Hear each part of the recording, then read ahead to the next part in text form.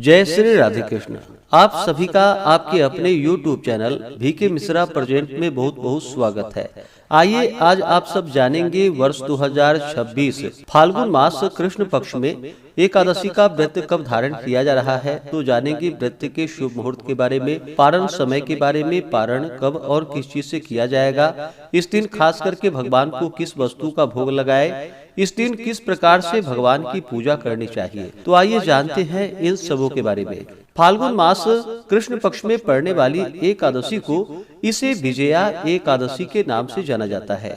जो भी भक्त सच्ची श्रद्धा के साथ, नियम और निष्ठा के साथ विजया एकादशी का व्रत धारण करते हैं, व्रत में नियमों का पालन करते हैं, इस दिन भगवान विष्णु के नारायण स्वरूप की पूजा करते हैं, तो इससे व्यक्ति के सभी प्रकार के पाप और ताप नष्ट हो जाते हैं। इस व्रत को करने वालों को अभिजीत कार्य में यह विजयदायक है। राज दरबार में बैरियों से तथा परीक्षा आदि में सफलता प्राप्त कर धन, वैभव, लक्ष्मी प्राप्ति हेतु यह व्रत अत्यंत उपयोगी माना गया है। जो भी इस व्रत को धारण करते हैं, पूजन आदि का कार्य करते हैं, उन्हें दशमी के दिन से ही व्रत में नियमों का पालन करना चाहिए। शुद्ध और सात्विक आहार ग्रहण करें। दशमी के दिन सूर्यास्त से पहले ही और दशमी तिथि के दिन सोना, चांदी, तांबा अथवा मिट्टी का एक घड़ा ले कलश स्थापित करे, उसमें जल एवं आम के पल्लव छोड़ करके वेदिका पर रखे। उसके आसपास सप्त धान्य और उसके ऊपर जौ रखकर भगवान नारायण की प्रतिमा को स्थापित करे। एकादशी के दिन शुद्ध आदि होकर के स्नान आदि करके गंध, पुष्प, धूप, दीप आदि से पूजन करे। अनेक प्रकार के नैवेद्य आदि का भोग लगाए। उस दिन उस कुंभ के पास ही सामने बैठ करके भगवान का ध्यान करते रहे। रात्रि में जागरण करते हुए समय को व्यतीत करे और द्वादशी की सुबह में कलश को नदी या सरोवर के तट पर ले जाकर उसका विधिवत पूजन कर उसे ब्राह्मण को दान कर दे। इस प्रकार करने से सभी प्रकार के मनोरथ की सिद्धि होती है।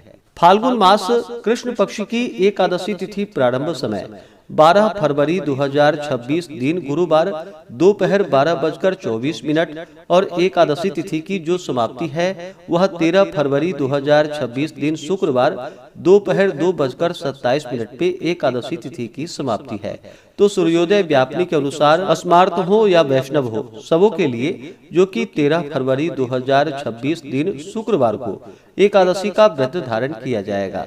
व्रत पारण के लिए कहा गया है, व्रत का पारण हरिवासर समाप्त होने के बाद करना चाहिए और द्वादशी तिथि में ही करनी चाहिए। हरिवासर का समय द्वादशी तिथि का पहला चौथाई हिस्सा हरिवासर का होता है। तो द्वादशी तिथि प्रारंभ समय 13 फरवरी 2026 दिन शुक्रवार दोपहर 2:28 और द्वादशी तिथि की जो समाप्ति है वह 14 फरवरी 2026 दिन शनिवार शाम 4:03 पे द्वादशी तिथि की समाप्ति है। तो हरिवासर समाप्त जो कि 13 फरवरी की रात्रि 9:30 बजे तक हो जाएगा।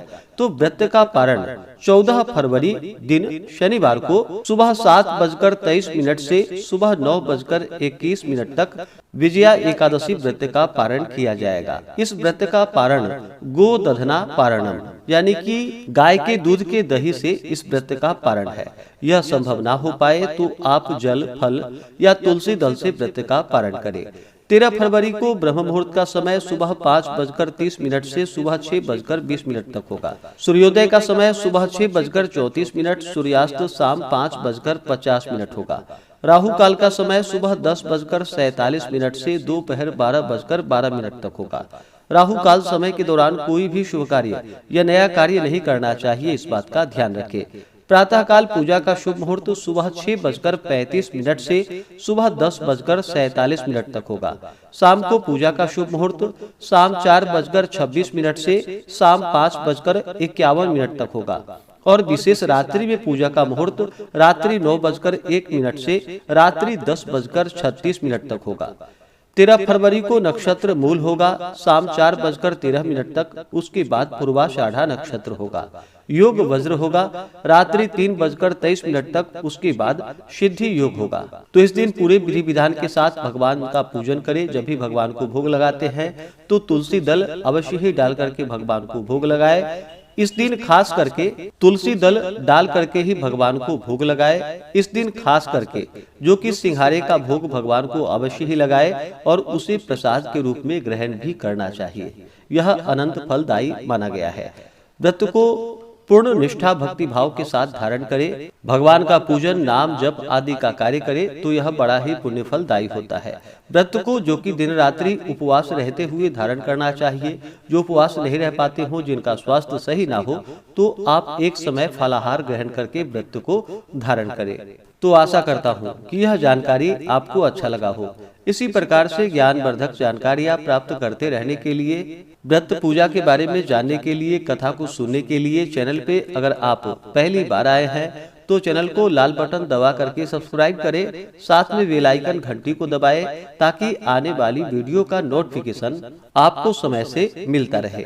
वीडियो को लाइक करें, शेयर करें, सुखी रहें और स्वस्थ रहें। जय श्री राधे कृष्ण। धन्यवाद।